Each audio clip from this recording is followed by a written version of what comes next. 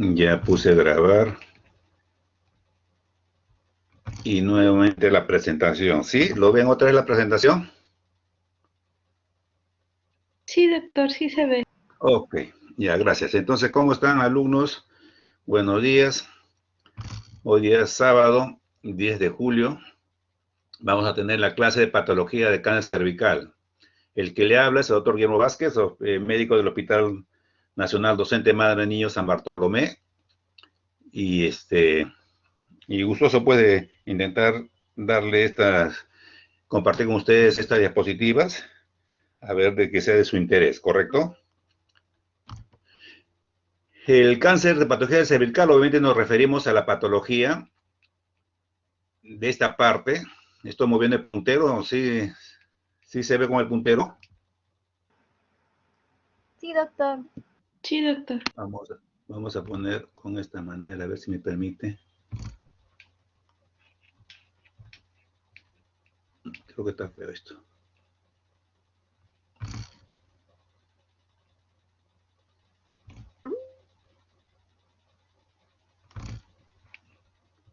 Ok, entonces, en esta parte del cuello cervical es donde se realiza la patología del tanto premaligna como maligna del cáncer de cuello uterino, ¿de acuerdo? Y el procedimiento más exacto, digamos, para lograr tratar esta enfermedad es haciendo la pesquisa, el tamizaje. En este caso, es a través de un Papa Nicolau, colocando un simple espéculo en la vagina de la mujer y a través de una espátula se toma una muestra a este nivel del cuello uterino. Y de esa manera uno puede detectar tempranamente esta patología. Desde ya le digo, alumnos, que el cáncer del cuello uterino es una patología que se puede tratar, es prevenible y es curable. Pero es curable si lo detectamos tempranamente y hacemos el tratamiento correcto, ¿ya? Y esta curación puede ser al 100%, ¿de acuerdo? Entonces, hay que estar atento de ello. Entonces, este es un cuello uterino, así se ve, este es un cuello uterino de una mujer nulípara.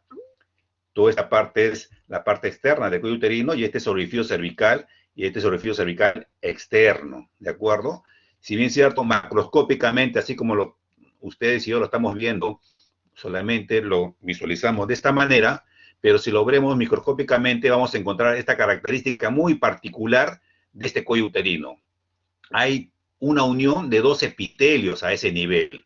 En la parte interna del canal cervical hay un epitelio cilíndrico, ¿correcto? Monoestratificado, y en la parte externa, en el borde de la parte interna y externa, hay un epitelio polistratificado no cornificado, ¿no? Es el epitelio escamoso.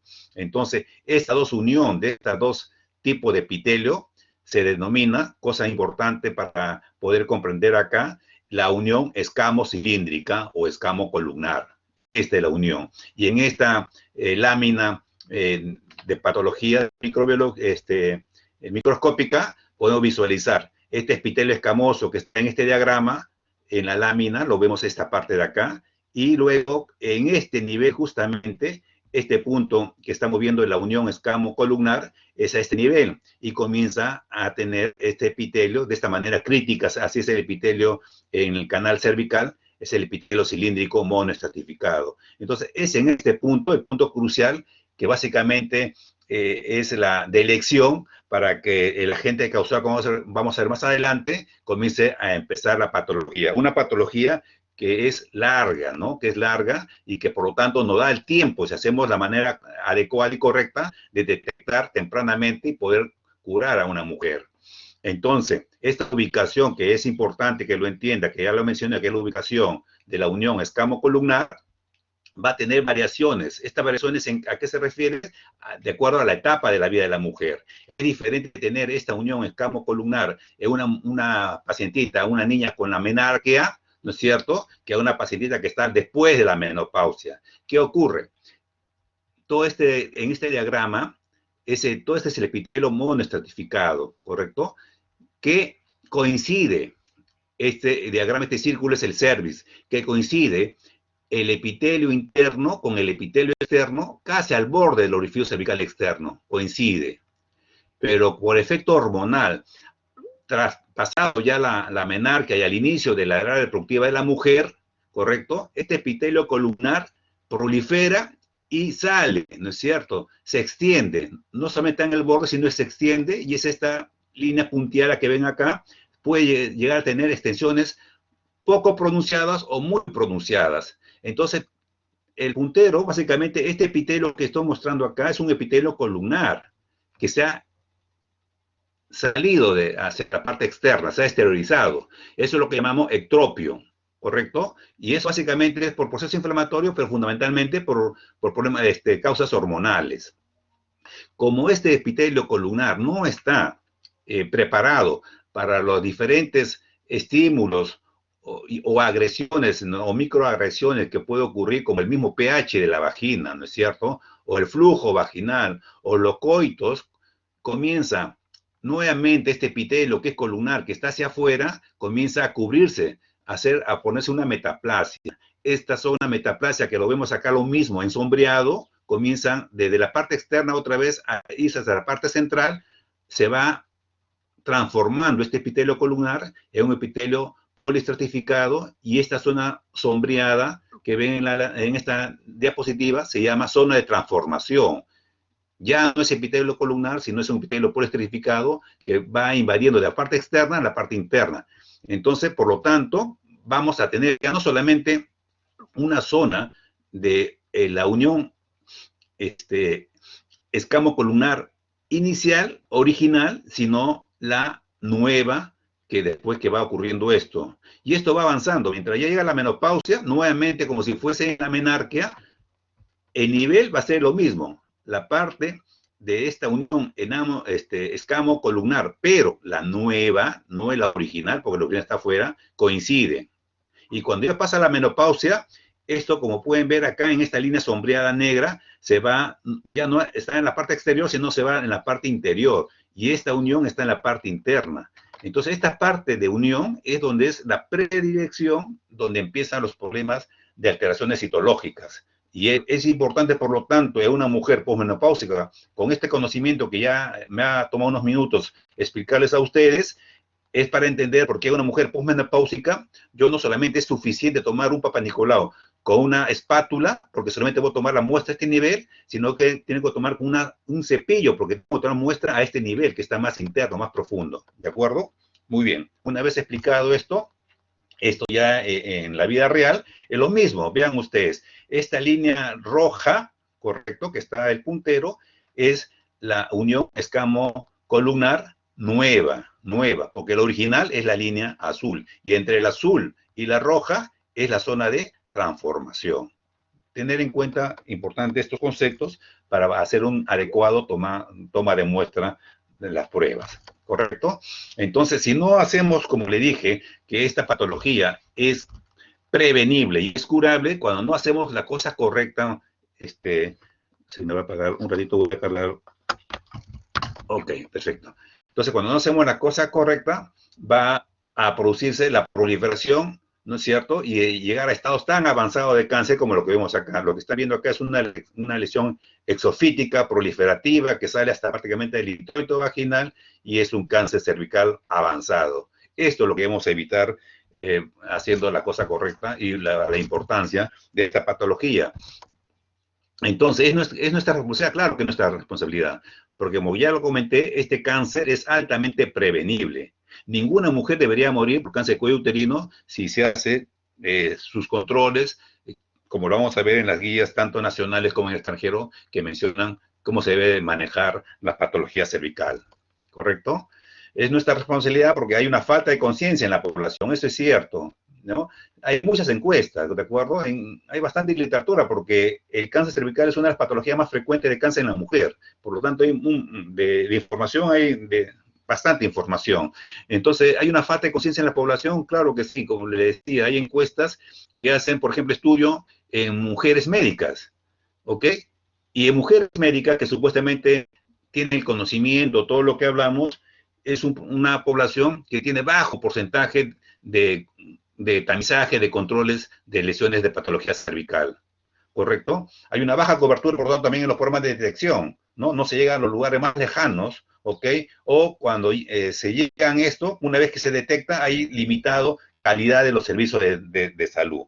Entonces, todo digamos, tres causales es lo que hace que los cánceres en el Perú y a nivel mundial sigue siendo alta, ¿no es cierto? ¿Qué sabemos también? Vean ustedes, en el Perú la tasa de mortalidad por cáncer de cuello uterino es 13.8 por 100.000 mujeres que fallecen por esto. Y si hablamos por región, se refiere a América Latina, esto es de 9.6. Entonces estamos en un valor alto. Y en la parte nacional, vean ustedes, hay zonas que tiene baja tasa de mortalidad, como Tumbes, por ejemplo, que tiene 3 por 100.000 mujeres, pero hay tasas muy altas, como en Loreto, que llegan a ser a 77, casi 6 veces más de lo que es el promedio nacional. Entonces, vean ustedes toda esta gran diferencia, lo que ocurre en cuanto a mortalidad en las diferentes regiones de nuestro país.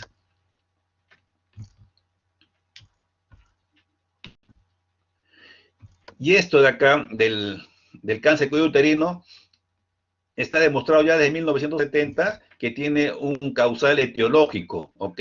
En el 95% de los casos de cáncer de cuello uterino está relacionado al virus papillomavirus humano. Este virus, que es un virus ADN, ¿correcto? Circular, ¿ok? Que tiene más o menos 50 micra de tamaño, es un grupo heterogéneo de virus ADN de la familia Papillomavirinae. En este grupo de virus de papillomavirinae existe como 100 genotipos y estos se clasifican en grupos de alto riesgo. Esta clasificación va a depender si tiene más o menos riesgo de llegar a terminar en cáncer. Entonces hay virus BPH de alto riesgo, probable alto riesgo, de bajo riesgo y de riesgo indeterminado.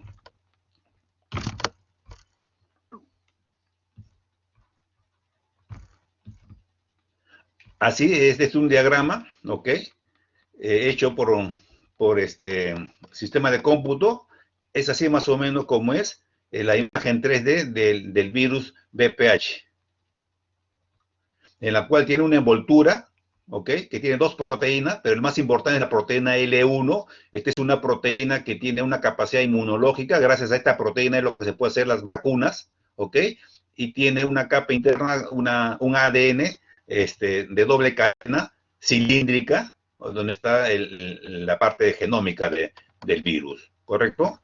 Entender que, como le mencionaba, esta clasificación de acuerdo a la capacidad de tener mayor riesgo de producir cáncer y de no producir cáncer, básicamente podemos dividirlo en dos grandes grupos, en alto riesgo y de bajo riesgo.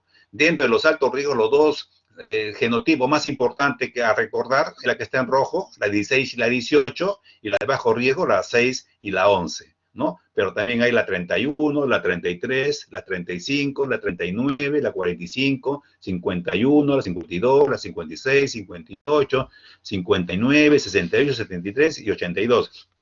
Pero de todo esto, el 70 a 80% de los casos de cáncer cervical es responsable por los genotipos 16 y 18. Y la de bajo riesgo, la que no son oncogénicos, no llegan a producir cáncer, básicamente las lesiones epiteliales son condilomas, ¿no? Los condilomas planos, es la 6 y la 11, ¿correcto? En cuanto a su estructura, tiene proteínas, dos tipos de proteínas, estructurales y no estructurales. Las estructurales son las inmunogénicas, como ya mencioné, son dos tipos de proteínas, el L1 y L2, que están en la parte externa. Vean ustedes acá, la L1 y la L2, ¿correcto?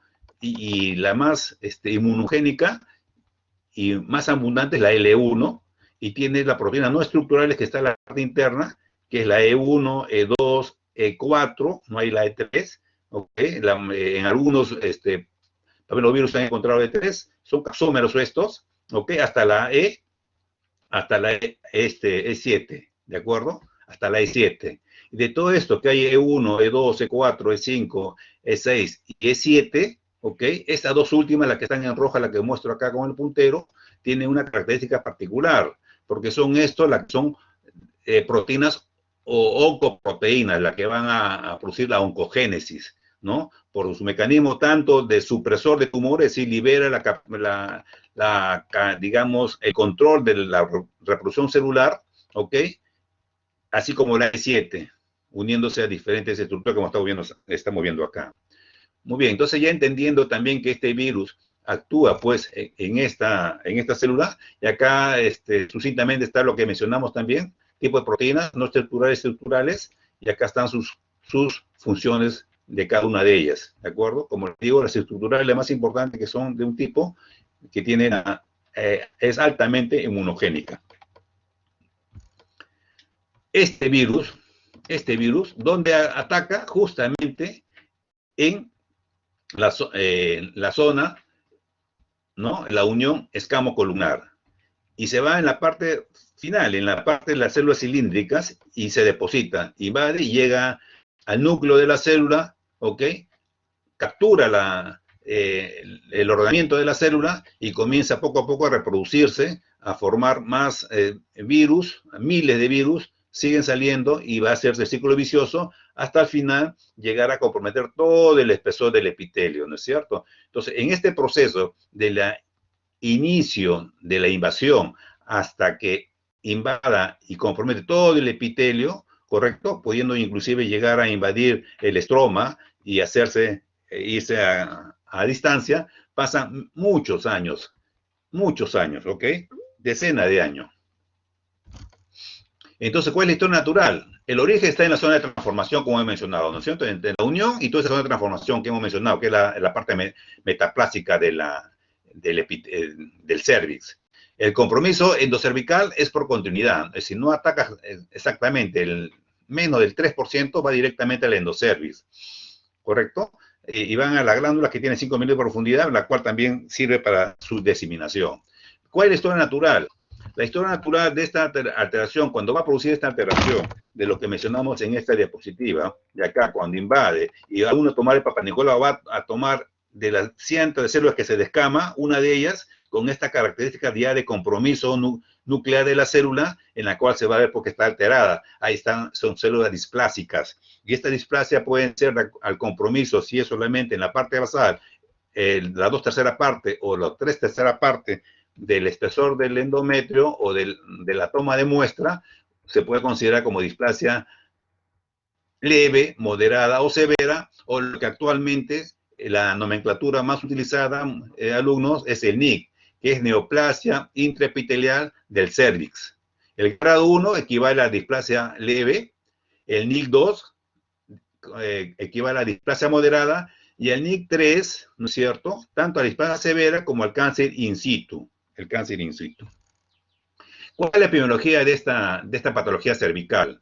Como hemos mencionado, el cáncer de cervix es la cuarta causa de neoplasia en mujeres a nivel mundial, ¿ok? Y es la primera de causa en vías de desarrollo. En el Perú, por ejemplo, muchos años, el cáncer de cervix es la primera causa de muerte, ¿no? De frecuencia de cáncer en la mujer.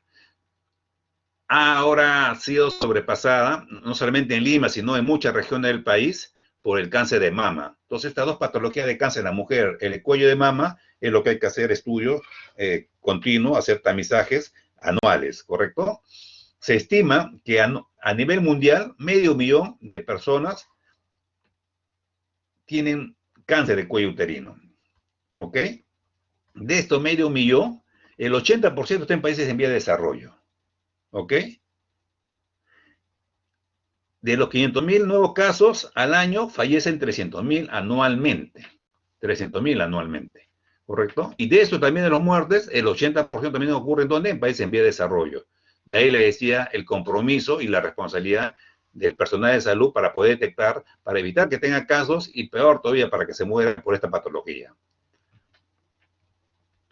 En países en desarrollo se han visto cuando se hace un adecuado plan, un programa de tamizaje, hay una reducción hasta de 70-80% de causa de muertes de cáncer de cuello uterino. Entonces, por eso, métese en la cabeza, este cáncer es prevenible.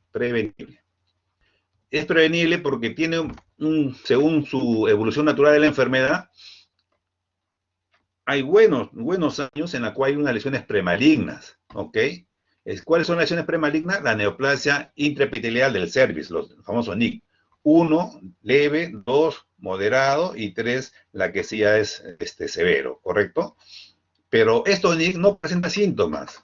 Es decir, no hay que esperar que una mujer diga, tengo tal síntomas para pensar en esto. Debemos hacer los tamizajes porque son asintomáticos al inicio. Se toma un Papá Nicolau, una paciente totalmente asintomática y vamos a encontrar pues alteraciones en el Papá Nicolau anormal. ¿Ok? Lo de alto grado, ¿ok? Son los que van a llegar a tener los cánceres cervicales. Es decir, tienes evolución. NIC1 pasa a NIC2, pasa a NIC3. No es que del NIC1 pasa de frente a cáncer invasor, sino tiene este curso natural de la enfermedad. ¿Y cuál lo vamos a detectar? A través de un examen périco y el tamizaje a todas las pacientitas. ¿De acuerdo? En cuanto al tamizaje, ya vamos a ver los esquemas que hay, pero se menciona, si la paciente es de bajo riesgo, basta, después de 2 papanicolaos normales negativos, se puede hacer cada 3 años el papanicolao, ¿no es cierto? Pero si la paciente es de alto riesgo, sí es recomendable hacer anualmente. Nuevamente, acá vemos, este es un esquema, un epitelio normal, y lo que tenemos acá en fucsia ya son cuando esta célula es invadida por el PBH. ¿De acuerdo? Cuando tiene poca invasión, basalmente nada más, unas cuantas células o muchas células, se considera el NIC1. ¿De acuerdo? Cuando es NIC1, vean muchachos, el 80% regresiona espontáneamente. Espontáneamente, llegan a tener un epitelio normal. Sí se infectaron, correcto, pero transcurrido el tiempo, de acuerdo a su misma inmunidad, regresiona. Es por eso que el NIC1 no debe ser tratamiento, solamente control. Si tenemos un Papá Nicolau con un NIC1, debemos hacer anualmente y ver cómo evoluciona, porque en el 80% de los casos sabemos que esto va a regresionar. No hay que darle tratamiento. A diferencia de los NIC2, cuando ya invade 2/3 partes del epitelio, o el NIC3 cuando invade el 100% del epitelio. Ya es carcinoma invasor cuando ya sobrepasa la lámina basal y entra al estroma, ¿no es cierto? Hasta el NIC3 inclusive puede haber una posibilidad hasta 20%, ya no es 80%, sino 20% de regresión. Es por ello que a este grupo poblacional sí debemos darle tratamiento. ¿Qué tratamiento? Ya vamos a ver más adelante. ¿Está claro? Muy bien.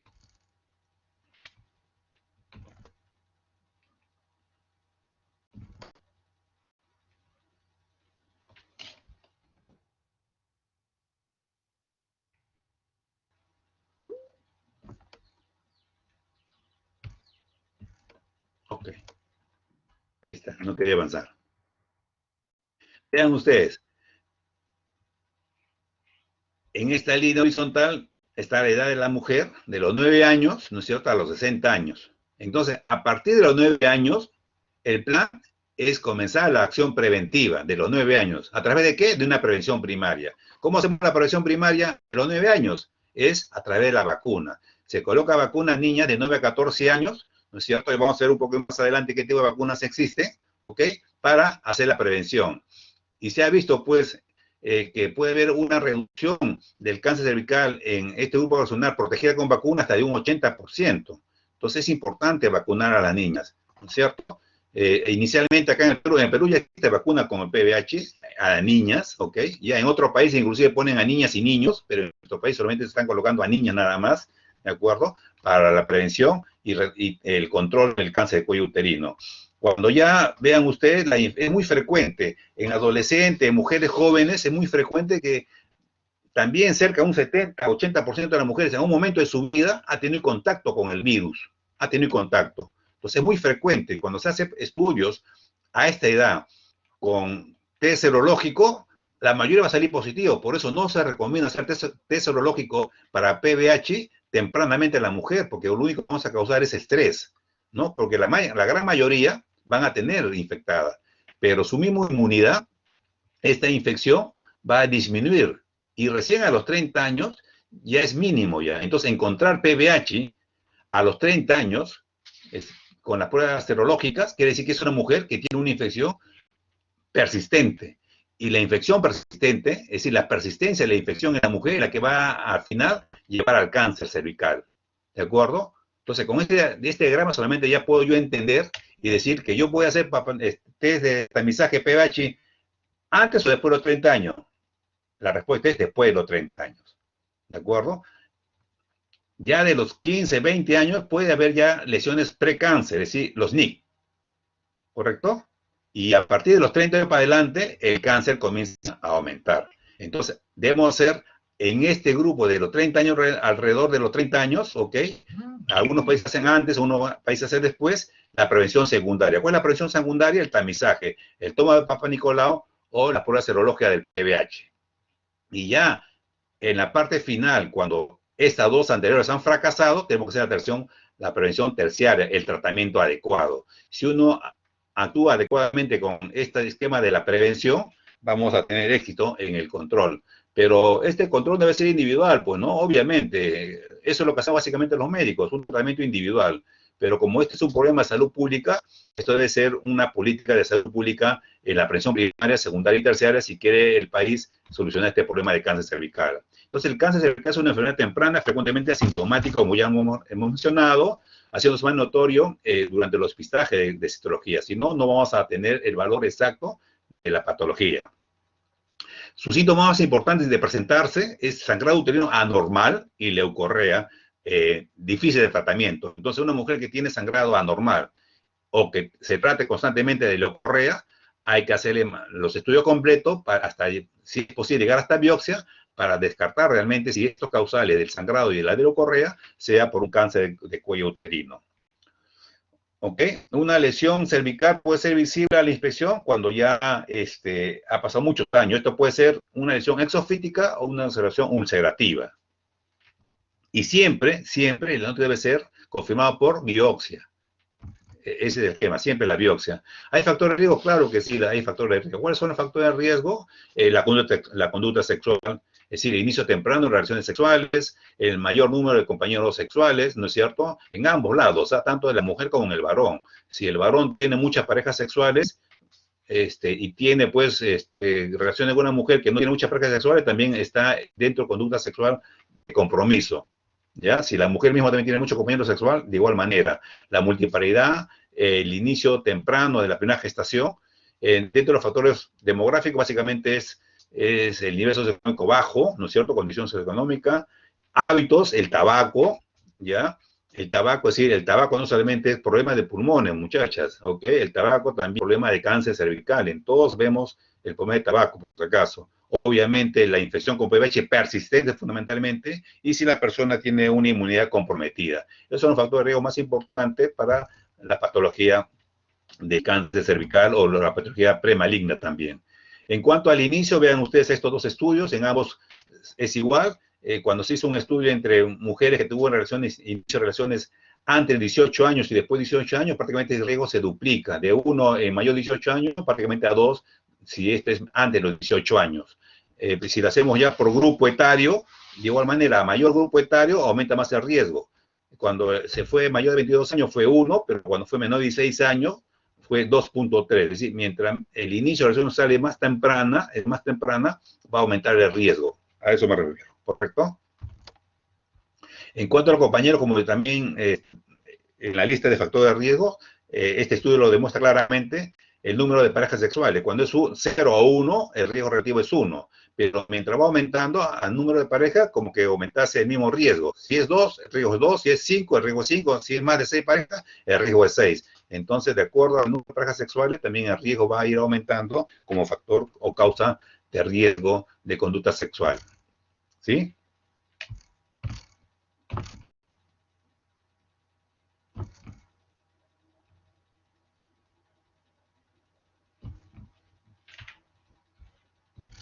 Ok. Entonces, para el virus papiloma humano, hay estudio epidemiológico, es una enfermedad de transmisión sexual y el causal es el papilomavirus. Como mencioné, el papilomavirus está en el 95% del cáncer cervical. Este es los estudios, han demostrado los estudios epidemiológicos. En esta curva que ya lo hemos explicado, vemos acá la estadística del INEM, ¿no es cierto? El grupo básicamente que tiene más cáncer cervical, el grupo de la población entre los 40 y 49 años. Y a partir de ahí sigue siendo alto, va bajando en cada decenio de la vida, ¿no es cierto? 40 años es la más frecuente, después sigue de 50 a 59, después sigue de 60 a 69, Y en la parte también de 30 a 39 también tenemos alto riesgo, pero menos de 20 es poco realmente, ¿no es cierto? Sí existe, sí hay casos, pero es mucho menos. Esto es la curva para ver en relación a lo que hemos mencionado de esta curva de la infección, de lesiones precancerosas y la curva de cáncer y con la curva de abajo del INE. Entonces ahí básicamente hay que tener mayor precaución en cuanto al tamizaje. ¿Ok? Entonces sí hay una relación pues entre NIC y papillomavirus, ¿cierto? Eso ya lo hemos demostrado, ya hemos explicado esto, ¿ok? Se ha encontrado papillomavirus en más del 90% de los carcinomas de cuello uterino, ¿ok? La presencia de papillomavirus en el 90% de los NIC también, es decir, NIC es previo al cáncer y esto está relacionado. Entonces hay una relación entre NIC y papillomavirus. Y en esta historia natural vemos, ¿no es cierto? Acá lo digo los tiempos, por ejemplo. En la incubación, desde que el virus ingresa en la mucosa del cervix, pasan cerca de un año, 8 meses, para que comience la primera lesión, ¿ok? Cuando pasa la primera lesión, obviamente este virus está en crecimiento activo, ¿ok? Unos 6 meses más, entre 3 y 6 meses. Y de acuerdo a la inmunidad del organismo, esto va a ir controlando, si cada vez este crecimiento activo va a ir disminuyendo, puede haber una contención de huésped en otros 3 a 6 meses, y va a tener dos caminos a seguir. Luego de la infección, luego de la incubación, luego de la respuesta inmunitaria del paciente, del huésped, ¿no es cierto? Puede ir a la remisión o la curación de este proceso, o a la enfermedad persistente, la inflamación persistente que va a llegar a cosa, infelizmente al cáncer, y esto lo vemos acá en cifras, es lo mismo. Correcto. Esto es lo mismo, es decir, 80 a 90% hay una remisión de los casos, y un 10 a 20% de los casos termina en lesión premaligna y cáncer. ¿Y cómo vamos a evitar esto? Ya lo hemos mencionado, a través de la vacuna. La vacuna se coloca intramuscularmente. El grupo etario de la población es de 9 a 14 años. El programa nacional indica esa edad, al 5.º año de primaria o entre los 9 a 14 años, ¿correcto? Se aplican 2 dosis, al inicio eran 3 dosis, ¿ok? Inclusive ya hay estudios en la cual consideran hasta que una dosis tiene una alta protección también, pero el esquema son 2 dosis, intramuscular 2 dosis de 0.5 centímetro cúbico, ¿ok? En su composición de esta vacuna hay de 3 tipos, hay que solamente tiene los virus, los genotipos de alto riesgo, es decir, 16 y 18 son las bivalentes. Hay una otra vacuna que tiene 4 genotipos, la de bajo riesgo, el alto riesgo, el 16 y 18, y se asocia a las 6 y 11, y las que son la nonavalente, que tiene 9, aparte de las 4 mencionadas en la tetravalente, se incluyen 5 genotipos de alto riesgo adicionales, ¿no? Para dar una mayor cobertura de protección a la mujer. Se menciona que si la mujer ya tiene citología normal, ¿ok? O tiene BPH, puras serológicas positivas, su efectividad no está tan demostrada, es decir, baja la eficacia, pero sigue siendo útil. Es decir, eso no son contraindicaciones para no colocar. De igual manera se coloca. ¿Correcto? Acá tenemos esta vacuna, estos son los nombres que existen, la bivalente Cervarix, ¿ok? El tetravalente Gervasil y el nonavalente Gervasil 9, ¿ok? Estos son los genotipos que existen cada uno de ellos. Básicamente, como mencionamos, en el tetravalente están la 16-18 y la 6 y 11, y estos son los otros genotipos que existen en la nonavalente, que es la 31, la 33, la 45, la 2 y la 8, ¿correcto?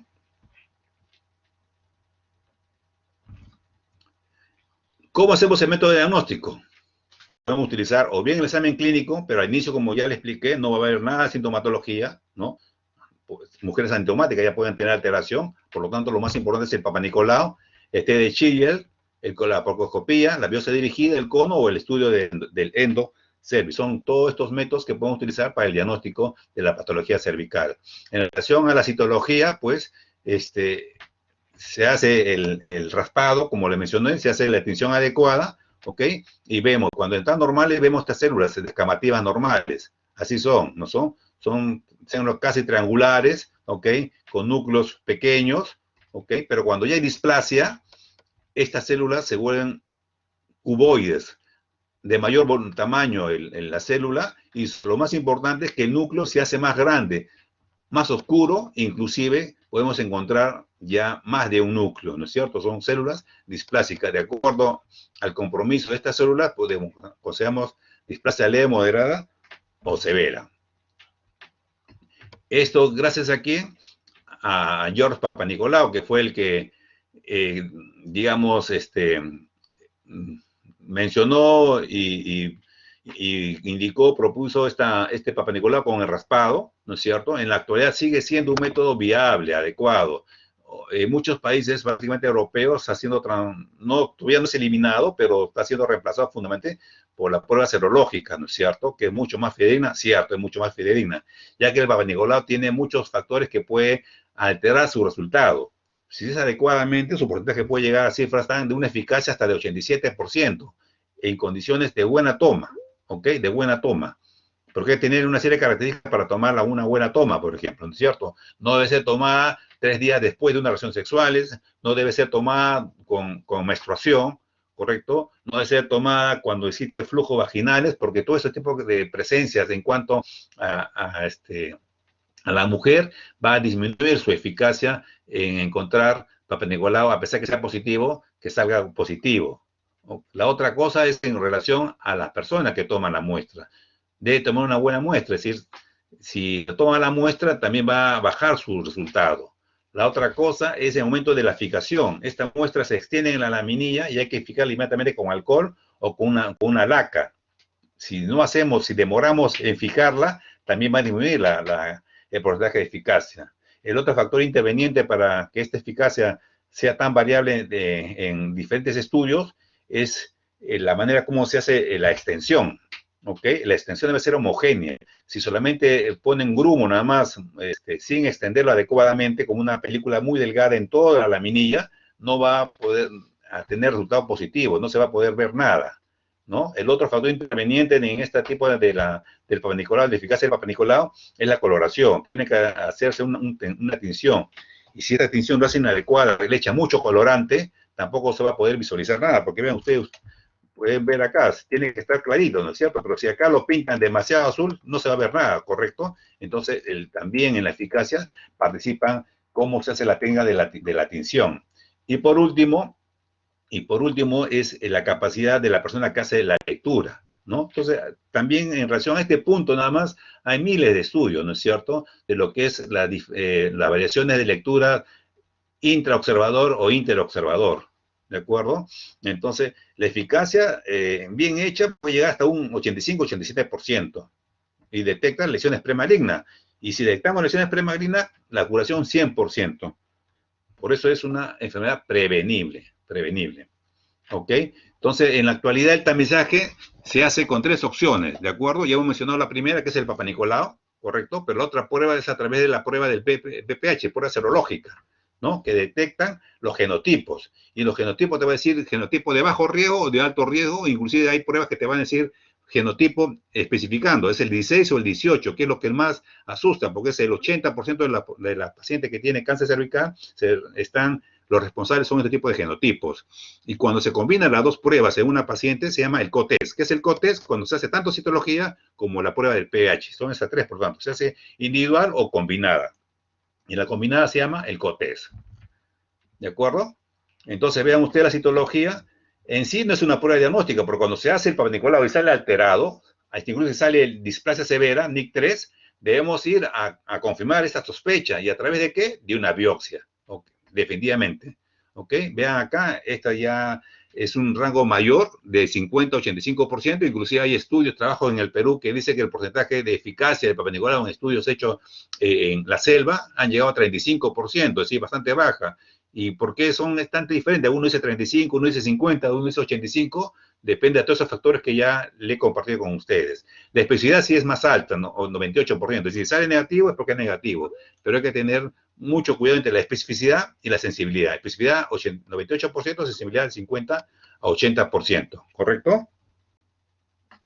Entonces, ¿de quién depende? Depende de quién analiza la prueba, desde la toma hasta que lo pinta, hasta que lo lee. Es decir, todo este complejo pasos que hay que realizar para el Papanicolaou. Es por ello para el Papa Nicolau utilizamos todos estos recursos, son recursos bastante asequibles, ¿no es cierto? Cualquier posta existe eso, una camilla, ¿no es cierto?, con piernera, guante, el espéculo, ahora hay espécula descartable, ¿cierto?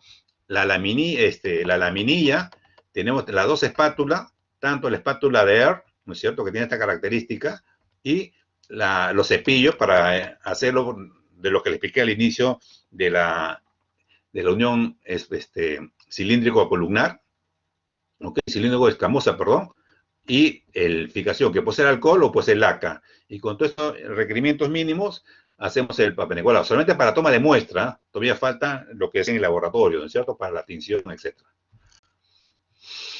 Así se hace, vean ustedes, se coloca la espátula en el cuello, ¿no es cierto? Esta espátula que tiene esta forma, la parte más larguita, se pone en la parte central del cuello, ¿ok? Se adosa, se junta, se sostiene el resto de la curvatura en la parte del cervix y se gira 1 a 2 veces, ¿ok? Firmemente, pero con suavidad. La idea es no producir sangrado, porque si hago muy fuerte, obviamente voy a producir erosión, sangrado, y si hay sangre, es una pésima muestra. Pero tengo que ser lo suficientemente firme, adecuado, para poder sacar células, porque lo que queremos es estudiar la célula, es un estudio citológico, ¿correcto? No es sacar secreción, no, es sacar células, la descamación. Y una vez luego de esto, toma esta muestra, coloco el cepillo, ¿correcto? Y giro también unas cuantas vueltitas y hago el extendido, ¿de acuerdo? ¿De cuándo se hace el Papa Nicolau? Vean ustedes, acá dice 18 a 20 años, vamos a ver, como les digo, algunas guías, ¿de acuerdo? Es mínimo cada 3 años, ¿ok? Cada año si hay factores de riesgo, como mencionamos ya anteriormente, ¿de acuerdo? El tamizaje debe detenerse a los 70 años, ¿ok? O si la paciente ha sido histerectomizada sin factor de riesgo, es decir, que si ha tenido 2 o 3 Papa Nicolau previa a la histerectomía, ha sido negativo, ya no necesita hacerse más tamizaje, ¿de acuerdo? A cualquier edad, es lo que está estipulado. ¿No es cierto? Esta es la posición, se hace lo mismo que le he explicado. Y se manda a estudiar. ¿Qué se estudia? Se estudia la citología. Han decidido también en cuanto a la lectura, a los informes, diferentes modelos, nomenclatura. En la actualidad, lo que se utiliza es el sistema Bethesda. Bethesda es una ciudad norteamericana, en Medellín que queda, ¿no es cierto? En esta ciudad están los Institutos Nacionales de Estudio de Cáncer en Estados Unidos, y ahí se reunieron expertos y hicieron la clasificación de este sistema, de esta terminología, ¿correcto? Se clasifican estos grupos, ¿ya? La clasificación Bethesda tiene que emplear esta nomenclatura: negativo cuando no hay, todo está normal, ¿ok? Si hay signo de inflamación, ¿ok? Presencia de cándida, presencia de trichomona o muchas células inflamatorias, se clasifica como inflamatorio. Pero ya cuando hay un tipo de alteración, puede ser ASCUS, se refiere a las células escamosas atípicas, no identificado indeterminado. Cuando hay ASCUS hay que repetir, algunos en 6 meses, otro al año, es decir, porque hay una alteración, no es cáncer, es una lesión indeterminada de tipo escamoso. Su equivalente es el AGUS, ¿no es cierto? Que es lo mismo, es las células glandulares, ya no es escamosa, atípica, no determinada. Igual también se tiene que hacer seguimiento, y sobre todo en este tipo de células, como son glandulares, se refiere que está a nivel del canal cervical, y la toma que se tiene que tener con mayor cuidado, usando no hisopos de algodón, que no son tan adecuados, sino los cepillos, los microcepillos, para tomar una muestra adecuada de canal cervical. El grado 5, es decir, el 5, mejor dicho, no grados, sino el 5, son las lesiones escamosas de bajo grado, ¿no es cierto? ¿Ok? Las que ya tiene más peligroso son las lesiones escamosas de alto grado, y las 7 son las lesiones malignas presentes. Entonces, esa es la clasificación de Bethesda, en la cual cuando uno toma un Papa Nicolau, el patólogo te va a informar en estos 4 grupos. Y de acuerdo a 4 grupos, uno va a tener que hacer la conducta con la paciente. ¿Correcto? Estos son otro grupo que es mucho más exacto, pero tiene más costo, obviamente, son las pruebas de serología de BPH, ¿no es cierto? Hay varios tipos, de acuerdo a la casa comercial, hay el Karen, la captura híbrida o el COBAS, que es lo que más hay en el Perú, ¿no es cierto? Y son técnicas todo de estudio de genoma, ¿no es cierto? Las dos primeras, o de amplificación de ADN, las dos últimas, ¿correcto? Pero la sensibilidad, vean ustedes, la sensibilidad todos son arriba del 80%, ¿no? 97, 95%, es decir, tiene lejos, ¿no es cierto? Lejos es superior al Papa Nicolau en cuanto a la sensibilidad. Y la especificidad también es alta, también, vean ustedes, más arriba del 80%, ¿correcto?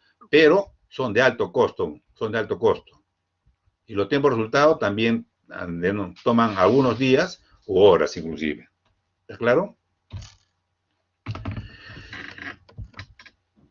Cuando a una mujer no tiene un estudio, es solamente se deja a la historia natural de la enfermedad, sin ningún método, ¿correcto? La predicción de mortalidad de cáncer uterino es de 8.34 por 1000 mujeres.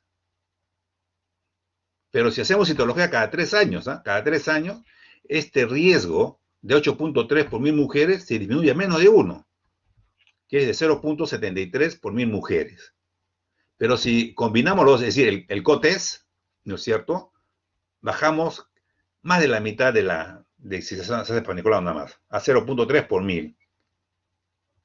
¿No es cierto? Si solamente es COTES nada más, es casi igual. 0.3 a 0.29 es casi igual. Entonces, ¿hago los dos o hago solamente el COTES, que es mucho mejor que la citología? Eso sí está demostrado, ¿no es cierto? Pero para ello hay que tener presupuesto para que como salud pública pueda cubrir la utilización de estos insumos. Por ejemplo, ya de 2017, ¿no? 2017 ha sido que el MINSA aprobó utilizar las pruebas serológicas a nivel de ministerio.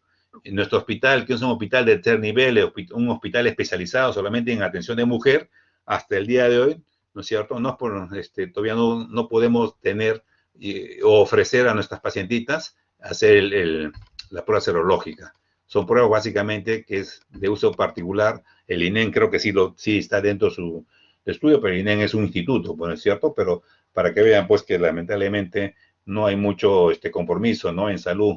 Una prueba de ello es que todo el mundo habla, pero sigue igual, que la pandemia agarró como realmente estaba, y como nosotros, como trabajadores de salud, sabíamos cómo está el nivel de la salud, la inversión que hace el Estado en salud en nuestra población, ¿no es cierto? Que es mínima, ¿no? Fue una vergüenza mundial tener solamente menos de 200 camas UCI a nivel nacional, a comparación de otros países que tienen hasta más de 100.000 camas UCI, ¿no es cierto?, en la pandemia. Por eso somos el cuarto país de mortalidad por el COVID a nivel mundial.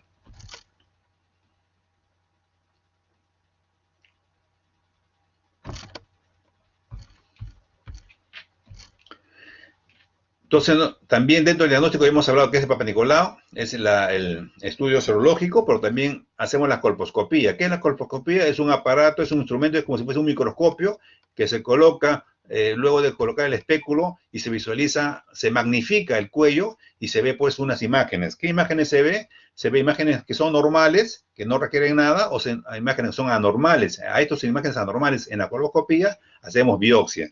¿Cuáles son las imágenes anormales? Son estos 5 tipos de imágenes en la clasificación de las imágenes colposcópicas anormales. El llamado epitelio aceto blanco, ¿no es cierto? El punteado, el mosaico, la prueba negativa al yodo, la prueba de Chihan positiva, ¿no es cierto? Y los vasos atípicos. Por ejemplo, acá tenemos algunas imágenes, la leucoplasia o la epitelio aceto blanco. Obviamente, en todo este cervix, obviamente, vemos una coloración blanca. ¿Lo ven ustedes? ¿Sí? Toda esta parte es un epitelio aceto blanco. Suave, ¿no es cierto? Bastante laxo, ¿cierto? Sí, a comparación de esta, ¿no es cierto? Que es los dos son epitelio aceto blanco, pero esto es mucho de menor gravedad que esto. Esto es un epitelio aceto blanco bastante denso, parece que fuese un cupo de algodón o nieve que está sobre el cervix. Este es un epitelio leucoblanco de alto riesgo. Entonces, yo a esta lesión le tengo que tomar ya dirigido la biopsia y ver pues si es cáncer o no es cáncer. Todas las lesiones colposcópicas deben terminar en cáncer. ¿Dónde? Cuando la imagen es alterada, anormal. Acá hay otro ya de otro tipo, el que es punteado, en la cual vemos pues en este lecho, estas imágenes así como punteado, igual manera acá, son imágenes colposcópicas alteradas, que es el segundo tipo, ¿ok? O si no, esta imagen, ¿no es cierto? Que parece un mosaico, es decir, sí tiene su delimitación como el aceto blanco, pero encima tiene como que otra cosa, no sé si es un mosaico, pues, igual que acá, ¿no es cierto? Es un mosaico, esto se denomina mosaico, otra imagen colposcópica anormal. ¿Qué requiere esto? Biopsia, ¿ok? O la prueba de Chiller, ¿no? O Chigger, que es positiva, ¿no es cierto? Es positiva porque quiere decir que echamos lugol, es decir, echamos una tintura de yodo, ¿no? Y el yodo normalmente por el componente de glucógeno que tiene el cervix, el epitelio del cervix, se colorea y se vuelve todo homogéneo, debe ser homogéneo. Si es todo homogéneo, es yodo, área de yodo positiva, es decir, está normal. Acá es negativa porque hay una área, que es lo que estoy mostrando acá, que no pintó. ¿Por qué no pintó? Porque no tiene glucógeno, es un área normal, y a este nivel debo tomar nosotros la biopsia, porque algo está ocurriendo ahí. Entonces, ¿qué es la prueba de Chigger? Es la correlación de zonas que poseen glucógeno, área yodo positiva, Chigger negativo, pero si no colorea, ¿correcto? Es yodo negativo, Chigger positivo. ¿De acuerdo? Así es la manera como se hace esta lectura con respecto al yodo. Vean ustedes, célula normal después del ácido acético, ¿ok? Y acá luego de echar yodo. Se colorea de forma homogénea, es normal. Esta es la zona de transformación, ¿no es cierto? Con microvasos atípicos, una lesión muy, muy irregular, ¿correcto? Bordes irregulares, con neovascularización. Debemos tomar nosotros biopsia de esta patología, porque es una imagen colposcópica alterada, anormal. ¿Cuándo indicamos colposcopía? A todas las pacientes, en el INEN hace a todos sus pacientes, eso sí, ellos a todos sus pacientes cuando van a la atención hacen todo el estudio completo en una sola vez. Pero la indicación básicamente de colposcopía es cuando es un procedimiento todavía de segundo paso. Cuando la citología es sospechosa o positiva, cuando la paciente tiene una patología clínica evidente, ¿no es cierto? Vemos una imagen demasiado un ectopio muy rojo que no cura con el tratamiento, el Chigger es positivo, ahí le revela el tratamiento, ¿no es cierto? En estos casos tenemos que hacer la colposcopía. Pero como vean ustedes como colposcopía, su eficacia solamente para diagnóstico es el 29%, porque es una prueba de segundo paso. La citología tiene mayor porcentaje de diagnóstico, 87%. Combinamos ambos, obviamente, citología con colposcopía, como lo que hacen en el INE, llegan a un 98% de eficacia diagnóstica de patología cervical. Vamos ahora a cómo son las guías. En Estados Unidos, por ejemplo, ¿no es cierto? Tanto la COF, que es el Colegio Americano de Ginecólogos de Obstetricia en el 2012, o el Grupo de Trabajo de Servicio Preventivo de Estados Unidos en el 2018, que son muy semejantes, ¿no es cierto? Son muy semejantes, que indican, se debe empezar el estudio a los 21 años. Entonces ellos indican, debo comenzar el estudio de tamizaje a los 21 años, ¿ok? Si hacemos, se debe hacer entre los 21 y 29 años, un Papa Nicolau cada 3 años, ¿correcto? Y a partir de los 30 años hasta los 65 años, se puede hacer el COTES. Ya saben cosas es el COTES, ¿no es cierto? Cada 5 años, ¿no es cierto? O solamente hacer el serotipo cada 5 años. Es lo mismo, básicamente. ¿Está claro? Si la mujer está vacunada, el esquema es lo mismo, no varía. Una mujer con vacuna, no es porque está vacunada ya no se va a hacer el tamizaje, es falso. Una mujer con vacuna debe tener lo mismo también. Empezar a los 21 años, correcto, hacer cada 3 años si es Papa Nicolau solo, o hacer cada 5 años si está con el serología, PBH o el COTES. ¿Para quién? Para la escuela americana. ¿De acuerdo? Pero la gran mayoría utiliza este tipo de esquema para la estrategia del tamizaje. Empezar a los 25 años. Es decir, antes de los 25, según este esquema, no debe hacerse Papa Nicolau. ¿De acuerdo? Pero sigue todavía mencionándose por muchos que uno debe ser Papa Nicolau un año después de iniciar relaciones sexuales. Un año después de iniciar relaciones sexuales. Ese es otro parámetro que todavía para muchos tiene vigencia. ¿De acuerdo? Si no, menos 25 no hacer Papa Nicolau. Entre los 25 y 65 años hacer la citología del Papa Nicolau cada 3 años, ¿correcto? Y mayores de 65 años, finalizar el cribado. Siempre y cuando los 10 últimos Papa Nicolau sean negativos, ¿correcto? o no haya habido antecedente de NUNIC en los últimos 20 años previos. Si no, se sigue hasta los 75 años. En el Perú, es una norma de 2019, mira, 2019, es una norma no tan antigua. En el MINSA, sacan pues su directiva, porque el cáncer de cuello uterino tiene alto volumen, tiene alto registro y de alto costo, ¿no es cierto? ¿Qué dice el MINSA? El MINSA dice que puestas diapositivas para que vean ustedes en la parte de lo que es prevención primaria, ¿ok? Son las mujeres de 18 a 75 años, ¿no? 18 a 75 años que se debe hacer el estudio, ¿correcto? ¿Y quién lo tiene que realizar? El ginecólogo, sí, el ginecólogo, ¿no es cierto? ¿No es cierto? Pero también todos los demás médicos, medicina interna, medicina general. Por lo tanto, independiente de la especialidad que ustedes van a seguir en el futuro, alumnos, ustedes tienen que tener la responsabilidad, es decir, tienen que participar en la detección del cáncer de cuello uterino. Así como siempre digo, también ustedes, independiente de la especialidad que van a seguir en el futuro, también ustedes deben ser responsables en seguir disminuyendo la tasa de mortalidad materna, que todavía sigue siendo alto en nuestra región de Latinoamérica. Ha mejorado bastante, se ha mejorado, cierto, pero todavía somos un país con una tasa que está alrededor de 88 muertes maternas por 100.000 mujeres. Esta directiva también, ¿qué cosa dice? Lo que mencioné, aplicar la vacuna, ¿no? Son 2 dosis, como mencioné, en el 5º año de primaria o entre los 9 y 13 años, ¿correcto? Es decir, 13 años, 11 meses, 29, es decir, de 9 a 14 años debemos aplicar la vacuna, las 2 dosis. Eso dice nuestra directiva sanitaria de MINSA. En cuanto al tamizaje, ¿qué cosa dice? Debe hacerse la prueba serológica, ¿no es cierto?, cada 5 años, ¿ok? Y el Papa Nicolau cada 2 años. ¿Qué es el IVA? Es la visualización del ácido acético. Se aplica el ácido acético cuando hay. Esto es para magnificar el epitelio aceto blanco, ¿correcto? Cuando echamos ácido acético y se pinta blanco, quiere decir que este es un epitelio alterado, es un epitelio aceto blanco, ¿de acuerdo? Y esto debe ser cada 2 años, casi igual que en el Papa Nicolau, ¿correcto? ¿Cuándo se debe hacer? Mujeres de 25 años hasta los 65 años de Papa Nicolau, ¿correcto? Y la prueba serológica a partir de los 30 años, por lo que le mencioné en las primeras diapositivas, ¿se acuerdan en la curva? Es decir, mujeres jóvenes van a tener, de todos modos, PVH. Hacer PVH en mujeres jóvenes no es lo más recomendado. Debemos comenzar a hacer PVH a partir de los 30 años de edad. Ahí tiene su mayor valor de interpretación. Entonces, como conclusión de esta primera parte, no hay un acuerdo sobre cuándo comenzar el cribado de rutina de cáncer de cuello basado en la población, según los diferentes estudios que hemos mencionado, ¿de acuerdo? En Estados Unidos recomiendan a los 21 años, pero en la mayoría de los demás países recomiendan 25 años, ¿correcto? Incluso hay estudios, como en los Países Bajos, que recomiendan empezar recién el Papa Nicolau a los 30 años.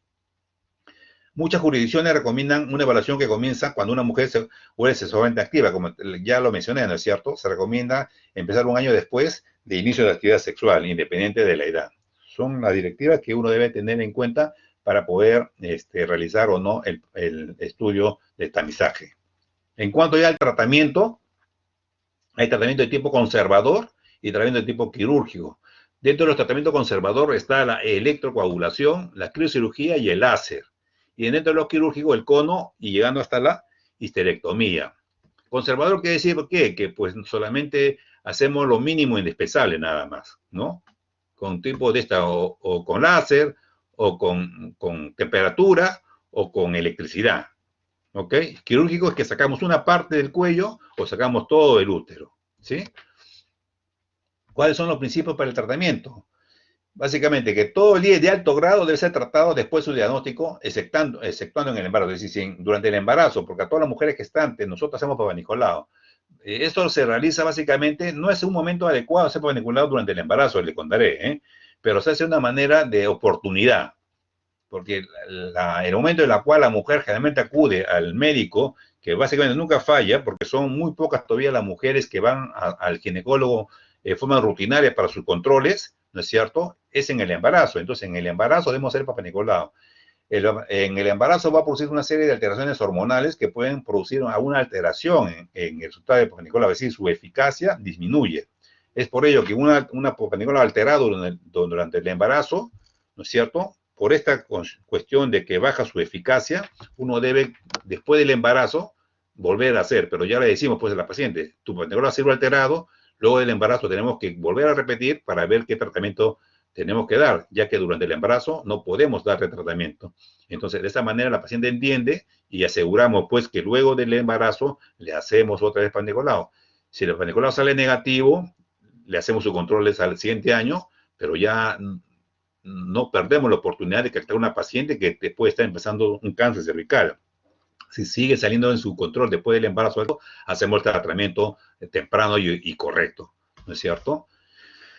El NIC1, como ya mencioné, no se trata, solamente se observa, porque el 80% regresiona. Si después de 2 años persiste el NIC1, ahí sí. Después de 2 años de seguimiento y sigue sin NIC1 persistente, ahí sí se trata. ¿De acuerdo? El NIC2 y el NIC3 sí debe ser tratada. ¿Con qué? Con el tratamiento conservador o tratamiento quirúrgico, como ya hemos mencionado. La neoplasia intracervical cervical, va a depender, pues, de tratarle de acuerdo al grado de displasia. Ya he mencionado, la leve no, la moderada y severa sí. A la edad, si es muy joven, correcto, a veces solamente la observación, ¿ya? Cuando son muy jóvenes, es la observación nada más, porque observando puede desaparecer nada más, sobre todo en los NIC1 y NIC2, ¿correcto? El deseo de gestación también, si la mujer ya tiene, pues, la cantidad de hijos, ¿ok? O inclusive si está asociado a otro problema, que tenga miomas, que produce sangrado, o tiene prolapso, por mencionar, posiblemente no solamente el deseo de gestación nos puede inclinar el tipo de esquema a tratar en esta paciente. La otra cosa es la extensión y la posibilidad de seguimiento. Entonces es una cosa muy importante, es un concepto también que en cáncer cervical se utiliza, que significa ver y tratar, ¿correcto? Y la idea es que en un solo día se pueda hacer todo este procedimiento, porque el cumplimiento pues, de nuestra población no es adecuada, y eso se demostramos, por ejemplo, en la vacuna contra el COVID, ¿no es cierto? En la actualidad hay más de 2 millones de peruanos que se han recibido la primera dosis de vacuna y no han acudido para su segunda dosis. Imagínate que algo que ha impactado, que en este corto tiempo ya hay prácticamente 200.000 peruanos que han fallecido por el COVID, pero tenemos 2 millones de peruanos que no han recibido segunda dosis. Motivos pueden ser múltiples, obviamente, ¿no? Pero es demasiado, 2 millones de peruanos que no han recibido segunda vacuna. Lo mismo ocurre, pues, en los seguimientos. Hacemos un Papa-Nicolau que suele demorar 3 semanas en salir el resultado, ¿no es cierto? Y el estudio serológicos, que puede ser en horas, pero por la cuestión logística lo entregamos al segundo o tercer día, pues a veces ya no vienen los resultados. Y si esto ocurre en la ciudad, en la parte urbana, en la sierra, en las alturas, es peor. Entonces, depende también a este tipo, viendo el tipo de pacientes, es un parámetro a considerar para elegir qué tipo de tratamiento usar en este tipo de pacientes. Es decir, hay que analizar paciente por paciente, muchachos. En cuanto a crioterapia, sí, el uso de temperatura, de frío, para producir la curación, que es el tratamiento conservador, el frío va a dañar las células, ¿no es cierto?, por congelación, ¿correcto? Pero esto se va a lograr solamente después de mantener esa temperatura por lo menos 3 minutos. Y si yo coloco solamente la temperatura, este frío, esta crioterapia, solamente 1 minuto, no va a hacer el efecto terapéutico. Tiene que estar por lo menos por 3 minutos. ¿Qué va a producir? La muerte celular. Y esto se logra cuando está 3 minutos a una temperatura de menos 20 grados centígrados. ¿Correcto? Hay una profundidad de afectación hasta de 2 milímetros. Esto de milímetros vamos a ver en la clasificación del cáncer cervical según la FIGO, ¿ya? Pero sí, hasta 2 milímetros de profundidad. Si tiene más de 2 milímetros no va a ser efectivo la crioterapia. ¿De acuerdo? Tenemos que utilizar, por lo tanto, otro tipo de métodos en este tipo de casos. ¿Ok? Entonces, ¿cuál es la ventaja de la crioterapia? ¿Es efectivo? Sí. ¿Hasta cuándo? Hasta 95% de eficacia. Accesible y fácil de aplicar también, ¿no? Pues un aparato sencillo, es como si fuese un traductor que se coloca y es un gas, ¿no es cierto? Se prende y se hace que tenga este tiempo de aplicación sobre la zona que vamos a tratar. Equipo fácil de usar, no necesita anestesia, no requiere electricidad porque es gas, ¿no es cierto? Tiene mínimos efectos, ¿ok? Y relativamente económico. ¿Cuál es la ventaja? Es menos efectivo en lesiones grandes o que son profundas. Ahí no es tan eficaz. La otra cosa es que no se puede tener tejido para un estudio citológico, porque queda nada más ahí la célula muerta, ¿no? O sea, no puedes mandar a estudiar nada. Y requiere suministro en lugar de gas congelante, ¿de acuerdo? Porque si no tienes este gas, no vas a poder hacer el procedimiento, ¿correcto? El otro tipo ya de tratamiento son las resecciones, ¿no es cierto? Es a través, o con el láser, con el cono LIG, el cono frío o la histerectomía, ¿correcto? ¿Qué es el cono LIG? ¿No es cierto? Que es el procedimiento electroquirúrgico de excisión, ¿ok? En asa. ¿Por qué es en asa? Porque es un aparato que tiene un alambrecito, es una asa, ¿correcto? Que a través de electricidad se coloca y se corta como sándwich, ¿no? Este es un esquema que están viendo cómo coloco, prendo el aparato con esta asa y hago un corte. Por eso se llama cono LIG. LIG, que es una excisión electroquirúrgica. Este es el aparato, ¿no es cierto? Hay diferentes tamaños de asas, ¿ya? Podemos tratar cualquier tipo de LIG, es cierto, ¿no? Puede ser ambulatoria.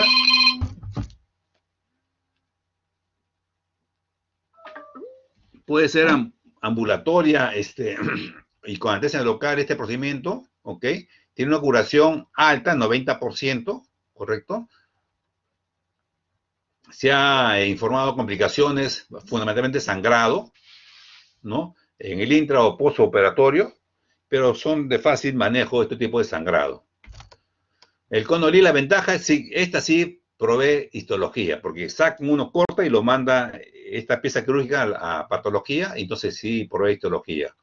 El anestesia solamente es local, tiene un éxito bastante alto, 90%, y tiene un costo bajo, porque es un tratamiento básicamente ambulatoria muchas veces, ¿correcto? La ventaja, que puede causar estenosis, sea que usamos corriente, puede producir estenosis en el remanente del cuello uterino, hay estenosis en 1% a 2% de los casos, hay la hemorragia que ya hemos mencionado, ¿no es cierto? El otro problema es que hay daño térmico del borde. Si yo mando a patología, obviamente el borde, como está quemado, no me va a poder decir el patólogo si la lesión no ha pasado ese borde y puede haber quedado un borde, tejido todavía normal en el útero, ¿correcto? Y puede haber a veces espécimen de varias piezas, porque hago un corte y después otro corte. Es decir, no son una sola pieza, sino son varias piezas. Por eso hay que tener bastante cuidado en hacer este procedimiento del cono LIG. A diferencia del cono frío, que es lo mismo, pero acá usamos bisturí, no usamos corriente. Usamos un bisturí, sacamos también un cono, ¿no es cierto? Acá la ventaja es que los bordes sí no están quemados y por lo tanto el patólogo va a decir borde comprometido o borde libre de lesión. El cono, la condición de cervix es terapéutico y también es diagnóstico, porque cuando hay sospecha hacemos para hacer diagnóstico o hacemos ya, cuando tenemos el diagnóstico con una biopsia, sacamos la pieza, ese sería terapéutico, ¿correcto? Es las dos utilizaciones del cono LIG, diagnóstico o terapéutico. En esta lesión, por ejemplo, obviamente es un cáncer y hay que hacer o bien uno u otro, de acuerdo a lo que hemos mencionado, seguimiento, la edad, el deseo de gestación, etcétera, en el análisis individual de cada uno, ¿de acuerdo? Entonces, el cáncer, ¿qué cosa es? Una lesión neoplásica que invade el estroma, ¿no es cierto?, a más de milímetros de profundidad, más de 3 milímetros de profundidad. Este es el esquema que vemos, que es el cáncer cervical, ya no es una lesión premaligna, cáncer ya esto, no es ninguno, ni dos, ni tres, es un cáncer invasor, ni siquiera es cáncer in situ, es un cáncer invasor. Esto es lo que vamos a hablar ahora, ¿no es cierto?, de los cáncer cervical. Son tumores fundamentalmente epiteliales, ¿correcto?, que se desarrollan desde el orificio cervical hasta la inserción vaginal. Macroscópicamente son tejidos blancos, blandos, friables, ¿ok? Sangrante. Puede ser exofítico o endofítico. Puede ser superficial o profundo, como hemos visto en la primera diapositiva de la presentación. Básicamente, microscópicamente es de tipo de un carcinoma pavimentoso, ¿no es decir, el estroma, ¿ok? Si es del canal cervical, no va a ser escamosa, sino adenocarcinoma, ¿ya? Que es el menos porcentaje de los cánceres cervicales. El 90% de los cánceres cervicales son escamosas y un 10% son adenocarcinomas. ¿Cuáles son las clínicas? Ya también hemos mencionado, muchas veces al inicio es asintomático, ¿no es cierto? Pero las dos síntomas más frecuentes en cáncer cervical es el sangrado y la leucorrea, que puede ser malolienta, ¿no es cierto? Sanguinolenta y malolienta. Puede haber sangrado postcoital, hay dolor pélvico, enfermedades ya avanzadas, ¿no es cierto? Puede haber fístula inclusive, fístula que pueden ir al recto, fístula que pueden ir a la vejiga, ¿correcto? Ahí puede haber metástasis, dificultad respiratoria al hígado, al hueso, al cerebro, metástasis, ¿ok? El examen va a variar de acuerdo a la progresión, por tanto, de la enfermedad, ¿correcto? Toda lesión sospechosa hay que biopsiarla para que nos diga el patólogo si eso no es cáncer, ¿de acuerdo?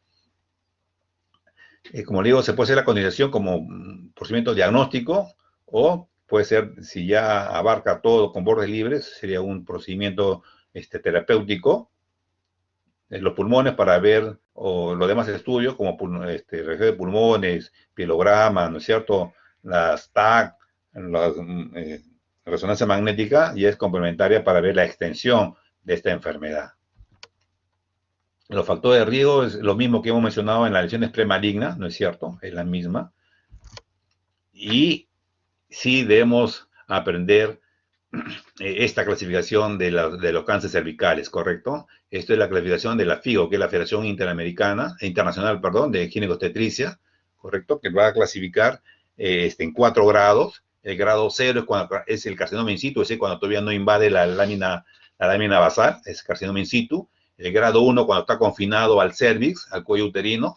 El grado 2 cuando ya sale del cervix y ya va, se extiende a la parte lateral, al parámetro, pero sin llegar a la pared pélvica, o cuando se extiende hacia abajo, hacia la vagina, pero sin invadir el tercio inferior de la vagina. Ese es el grado 2. El grado 3 es cuando sí va a llegar la invasión a la pared pélvica, ¿no es cierto? O inclusive hasta los riñones, si llega a la pared pélvica, pasa del infundíbulo y llega a la pared pélvica, o va a invadir hacia la parte inferior, más allá del tercio inferior de la vagina.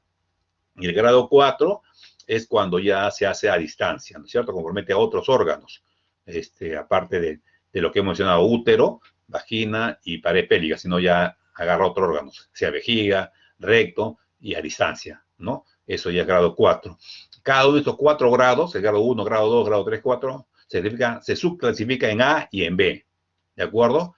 El tipo 1, por ejemplo, el 1A, es cuando solamente es un diagnóstico microscópico, no se logra ver, es microscópico nada más. Y el 1B cuando es visible, ¿correcto? Pero todo confinado al útero, al cuello, perdón, al cuello. El grado 2, cuando ya sale del útero, ¿no es cierto? Es 2A cuando solamente compromisa la vagina nada más, ¿no? Sin compromiso parametrial. Y el grado 2 cuando hay, aparte de la vagina, o compromiso parametrial. El grado 3, de igual manera, el 3A es cuando ya invade, como hablamos de vagina, cuando invade la parte inferior de la vagina. Y el grado 3B, cuando agarra el parámetro, pero llega a la pared pélvica, el grado 3B. Entonces, el 3B no llega a pared, el 3A no llega a pared pélvica, el 3B sí llega a pared pélvica. Y el 4A es cuando extensión a órganos adyacentes, nada más, vejiga, recto, ¿no es cierto? Y el 4B es metástasis a distancia, hígado, pulmón, cerebro, ¿de acuerdo? La única que aparte de esta clasificación de A y B, el tipo 1 se subdivide cada uno también. El 1A se subdivide en 1A, 1A1 y 1A2. El 1A1, esta invasión microscópica, ¿no es cierto?, es no mayor de 3 milímetros en profundidad y no mayor de 7 milímetros en extensión. El 1A no es mayor. El 1A2, sí, el compromiso del estroma llega a 3 a 5 milímetros de profundidad. Y en extensión, el largo no mayor también de 7 milímetros, continúa igual. El 1B se significa en 1B1, es decir, cuando ya es visible, pero una lesión no mayor de 4 centímetros. Y el 1B2, la lesión visible es mayor de 4 centímetros. Entonces, esta es la clasificación de FIGO que debemos saber en cuanto al cáncer de cuello uterino, ¿de acuerdo? Igual, este es el esquema, ¿de acuerdo? ¿No? Solamente el tipo 1 es compromiso solamente el cuello, ¿no?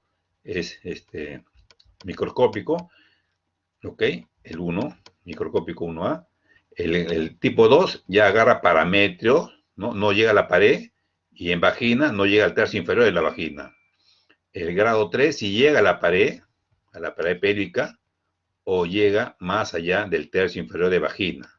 Y el 4 a órganos vecinos o a distancia, ¿de acuerdo? Pero lo más importante de esta diapositiva es ver esto, la supervivencia a 5 años, ¿me entiendes? Mientras el grado 0 es supervivencia en 5 años, 100%, pues todos viven, ¿me entiendes? ¿Ok?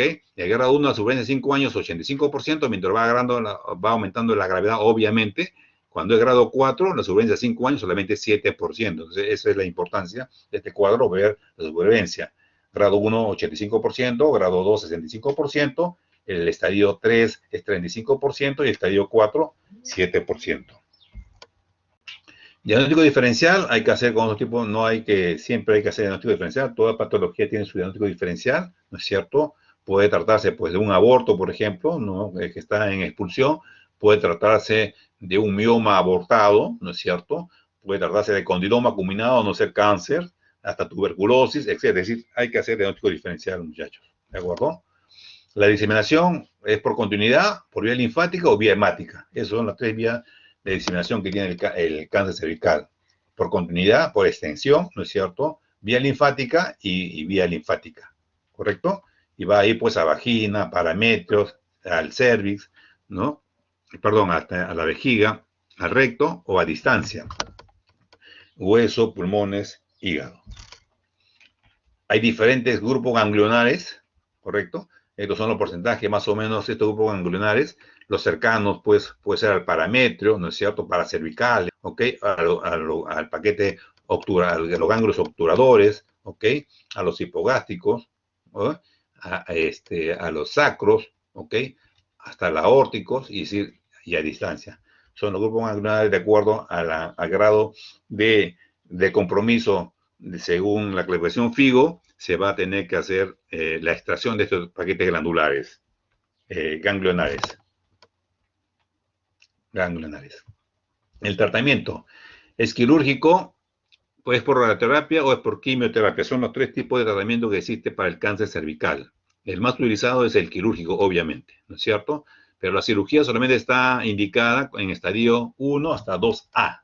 ¿Ya? Alguno considera hasta 2B, pero básicamente la indicación de cirugía es estadio 1 y 2A. Y la radioterapia pues para cualquiera de los estadios, para la radioterapia.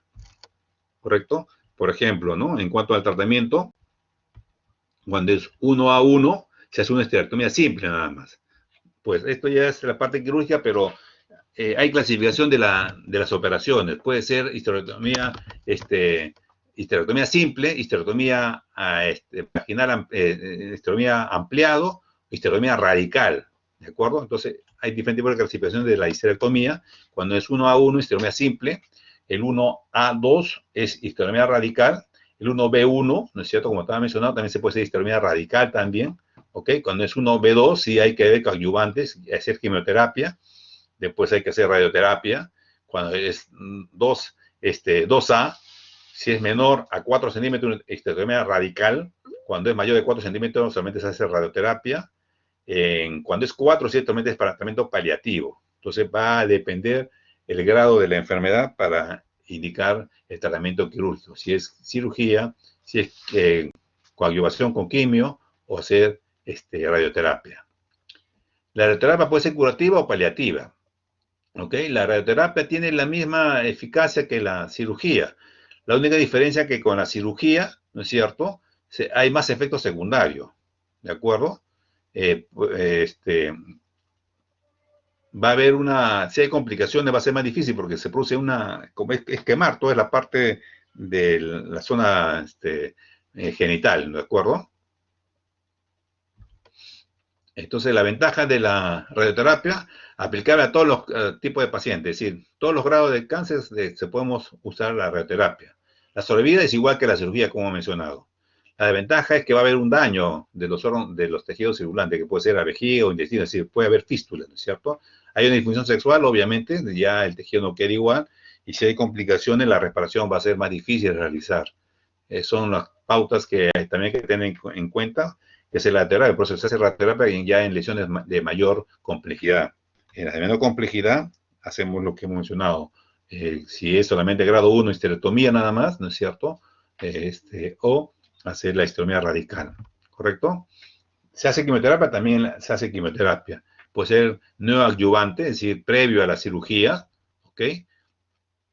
Se utiliza una serie de compuestos, cisplatino, el carboplatino, la beomicina. Hay diferentes tipos de esquemas, eso ya escapa de esta presentación.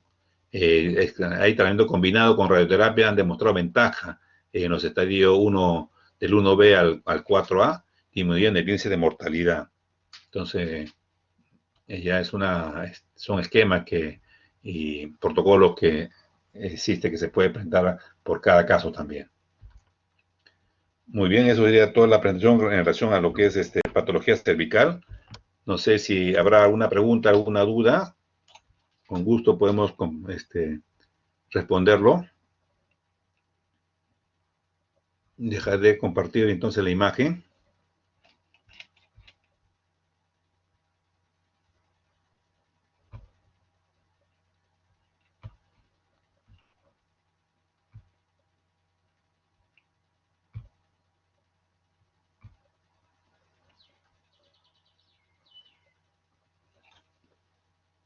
¿Alguna pregunta? No, doctor, todo claro. ¿Estamos como a la hora o tienen otra clase? ¿Qué tienen alumnos? No, doctor, a las 12 tenemos recuperación. Sí, doctor, a las 12. Muy bien. ¿Ninguna pregunta?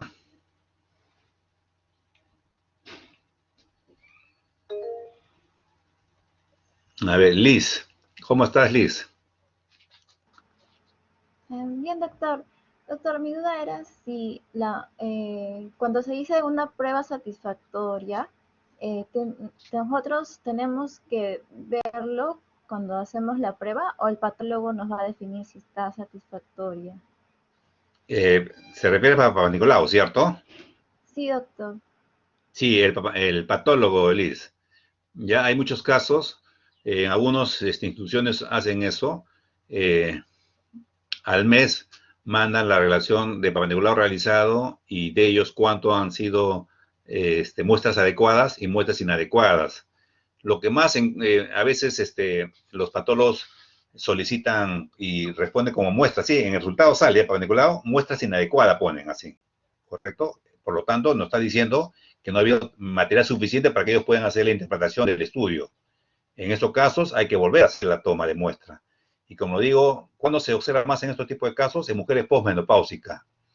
Como ya hay una atrofia citológica, entonces hay muy pocas células que se descaman, ¿no es cierto? Y si hacemos muy fuerte, producimos sangrado. Entonces, hacemos lo más, digamos, firme posible, pero a pesar de ello, a veces salen muestras insuficientes. Si es así, a veces se recomienda dar un tratamiento inicialmente local, obviamente, con cremas estrogénicas, para intentar lograr un poquito de desarrollar el epitelio, ¿de acuerdo? ¿No? Pero inicialmente se toma otra muestra antes de hacer eso, ¿no? Porque muchas pacientes dicen, pero doctor, si yo quiero saber si tengo cáncer o no, ¿cómo voy a dar estrógeno? Porque en el chip de la cabeza de las pacientes, obviamente relacionan estrógeno con cáncer, ¿me entiende? Pero sí, el patólogo te va a decir si la muestra es inadecuada, ¿no es cierto? A veces, por ejemplo, por cuestión ya de oportunidad, a pesar que hay sangrado, tomamos la muestra. Es decir, el sangrado no es una contraindicación absoluta para tomar Papa Nicolau, ¿eh? ¿Ya? Pero en la solitud de la muestra, de la orden, decimos paciente con sangrado tiene HUA, ¿no es cierto? Estamos tomando Papa Nicolau porque recuerdan ustedes que uno de los síntomas importantes es sangrado anormal, ¿cierto? Entonces, si está consangrado, no lo voy a hacer Papa Nicolau, le tengo que hacer, pues, pero yo le informo al patólogo. Va a tener que tener mayor, pues, trabajo en lograr identificar, aparte de los hematíes, las células que tienen que estudiar, ¿no es cierto? Pero si hay mucho sangrado, también el patólogo le va a decir, muestra bañada en sangre, se sugiere nueva muestra, y te dice. Sí, entonces la satisfacción en la muestra adecuada va a ser posterior en el resultado del Papa Nicolau Liz. ¿De acuerdo? Gracias, doctor.